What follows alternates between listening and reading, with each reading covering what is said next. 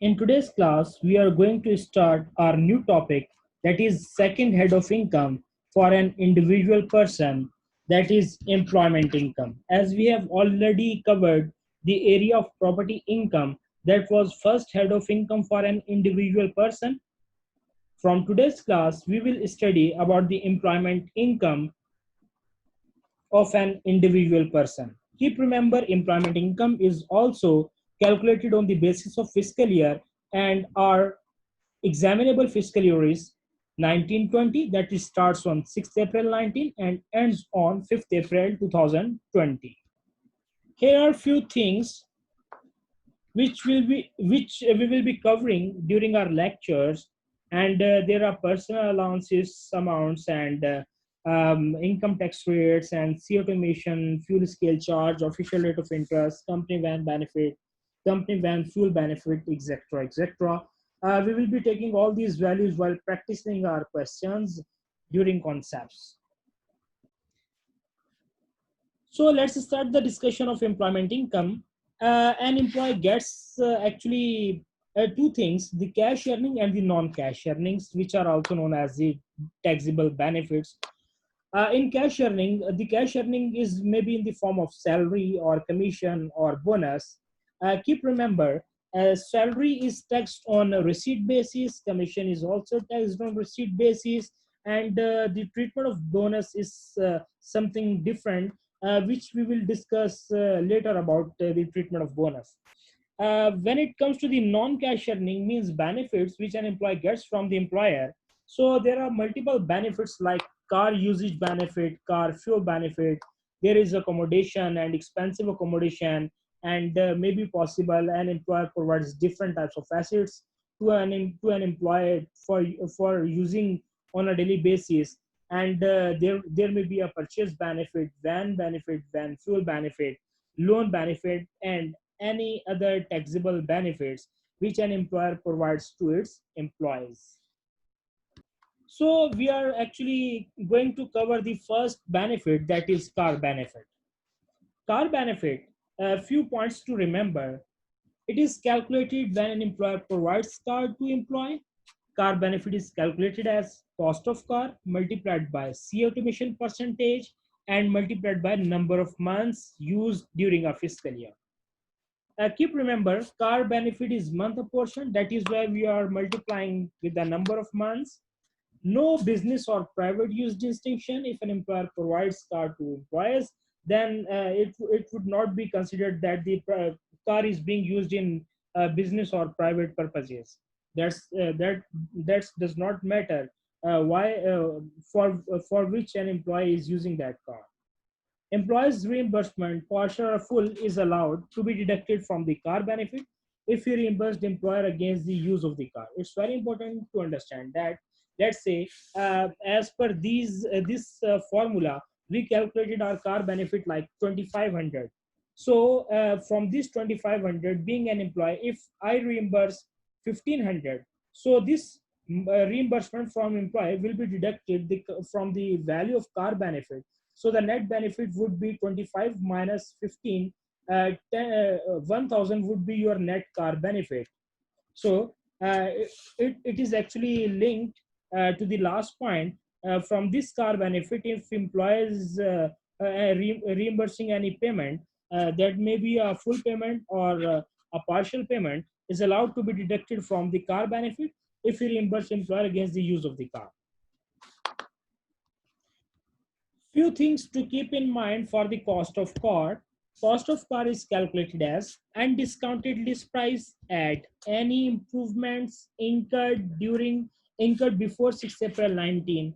Means we have to add any improvements to car which incurred before start of fiscal year. Before start of fiscal year, and our examinable fiscal year is 1920, which starts on 6th April 19.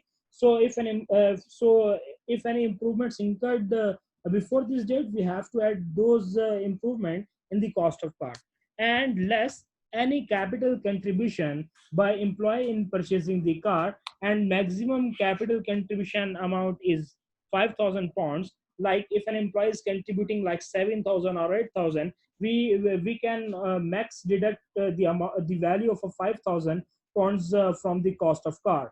So by adding the undiscounted list price, add improvements minus capital contribution, we end up with the cost of car. Here is a note which pertains to the improvements. Note, all improvements which incurred before start of fiscal year are to be added to the cost of car except the following. Keep remember the improvements which we incurred before 6 April 19, we have to add all those improvements except these two. Like if there is installation of cell phone in the car, we will not take the value of this installation. And if any special any personal equipment for disabled person is installed in car, we will not be taking the value of that personal equipment. So except of these two improvements, we will be taking all the improvements to the cost of car. Now second part of the formula, that is CO2 emission percentage, which is to be multiplied with the cost of car. Now the concept of CO2 emission percentage is that keep remember on petrol car the percentage is different, and the diesel car treatment is different. If car if the car is petrol car and CO2 emission is less than 50 grams per kilometer, so the relevant percentage is 16%. And if CO2 emission is from 51 to 75 grams per kilometer, the relevant CO2 emission percentage is 95%. If CO2 emission is from 76 grams per kilometer to 94 gram per kilometer, the relevant percentage is 22%. And if CO2 emission is equal to 95 grams per kilometer, the relevant percentage is 35%. And if CO2 emission is now more than 95 gram per kilometer, then we have to follow the calculation step, like if the CO2 emission is 110 gram, so from this 110 we have to deduct 95, because 95 gram we have already taken 23%, and the excess amount is to be divided by 5, and the relevant percentage will be your answer here. Keep remember, let's say we have calculation step 110 minus 95, and if it's divided by 5, so it's actually the relevant percentage is 3.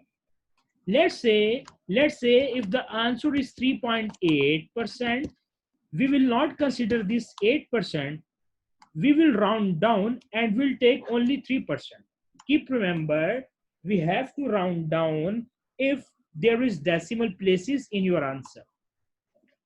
So all these percentages are actually for the petrol cars. Next, maximum CO2 emission percentage for both petrol cars is 37%. Whenever there will be a higher percent, we will restrict that to 37%.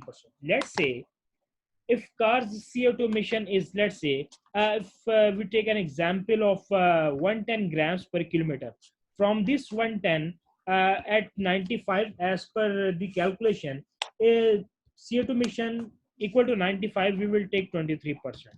And from above, as we calculated 23%, so total is 26%.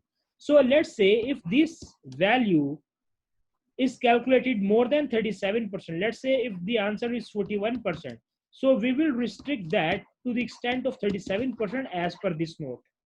Maximum CO2 emission can be 37%, not above than that.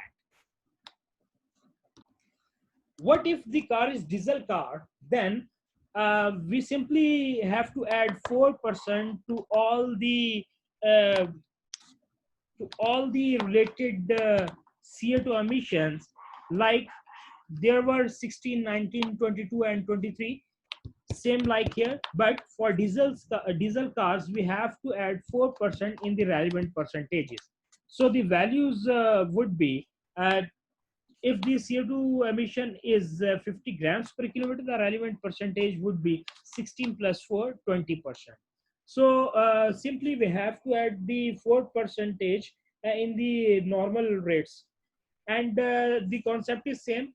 If the percentage is calculated more than 37%, we will restrict that to equal to 37%. Keep remember, there is a 4% surcharge for diesel cars which do not meet the real driving emission to RDE2 standard. Keep remember, this 4% is for diesel cars which are not meeting RDE2 standard. If a car is diesel car but meeting this criteria, we will not be adding this 4% to the normal percentages. I'm repeating my words. If the car is diesel car and meeting the criteria of RDE2, then we will not be taking this 4%. But if the car is diesel and not meeting this criteria, we will have to add this 4% to the normal percentages. The first such cars are now coming onto the market.